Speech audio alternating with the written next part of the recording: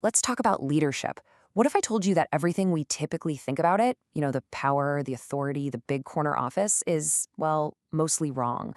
Today, we're going to explore the incredible philosophy of Robert Joss, the former dean of Stanford's Graduate School of Business. He had a completely different take that leadership, at its very core, is all about one thing: responsibility. So here's our game plan. We're going to break his big idea down into 5 key parts. First, we'll redefine what leadership is even about. Then we'll figure out what it really means to be at the top. After that, we'll walk through the 4 main responsibilities of a leader, and we'll wrap it all up with a challenge for you. All right, let's get into it. All right, first things first, let's totally blow up the classic image of a leader. We tend to picture someone at the very peak of an org chart, calling all the shots. But Joss argued that this view completely misses the point of what the job actually is. And to really drive this home, Joss would often use this killer quote from Margaret Thatcher. It's just perfect, isn't it? It gets right to the heart of the matter. Real influence, real leadership, isn't something you announce or demand. It's just something you are. It definitely doesn't come from your job title. So here's the main idea, the big shift in thinking. Leadership isn't about the perks. It's not about the power or the fame. It is the relentless, around-the-clock ownership for a group of people, for their mission, their success, and their well-being. It's a weight you choose to carry, not a trophy you win. And when you see it that way, man, it changes everything. Okay, so if leadership isn't just about being at the top of some chart, then what in the world is the top? Let's redefine that too. See, on the one hand, you've got that nice, neat org chart. Everything looks so simple with power flowing down from the top. But the reality, the leadership reality, as Joss saw it, is way messier. It's this complex, informal web of people, your peers, people in other departments, maybe even your customers, who you absolutely depend on, but who have zero obligation to listen to you. That's where the real work of leadership happens.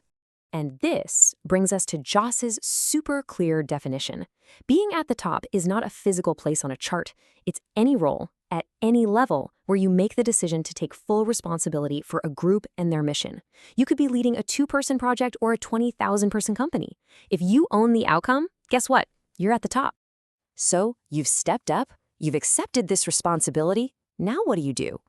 Well, that brings us to the first 2 huge jobs of any leader. You have to see the destination, and then you have to build the road to get there. First, you gotta have a view, a clear vision. You have to be able to say, okay, here's where we are right now, and that's where we need to go.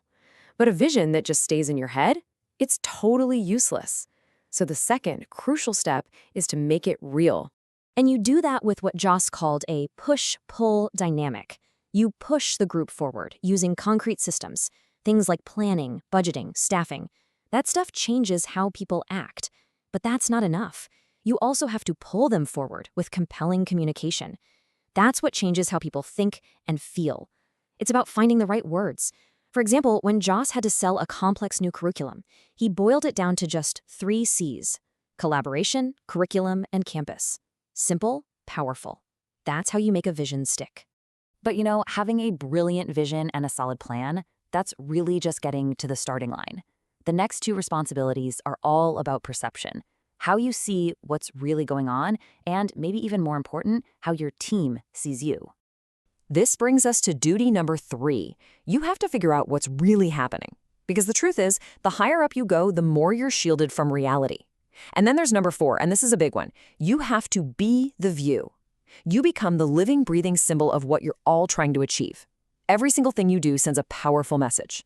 To get at that truth, Joss did something pretty clever when he was CEO at Westpac Bank. He set up a hotline directly to his office. And his discovery was fascinating. Out of 40,000 employees, he found that it only took 2 or 3 calls about the exact same problem for him to know, yep, this isn't just a one-off, this is a real systemic issue we have to fix.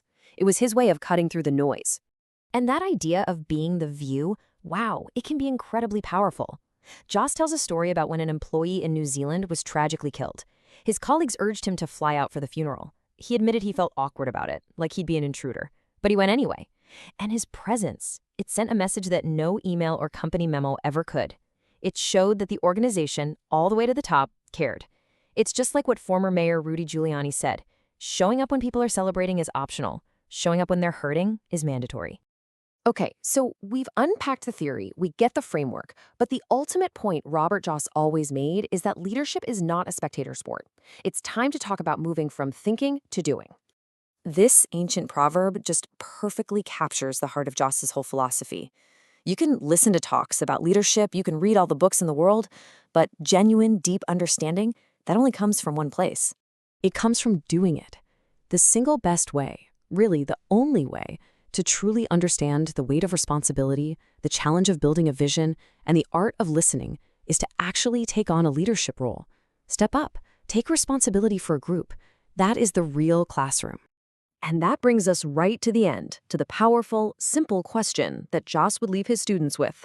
Look around you. In your work, in your community, there are groups with missions that need a leader. There are problems that need someone to take responsibility. So the question for you is pretty simple. If not you, who else?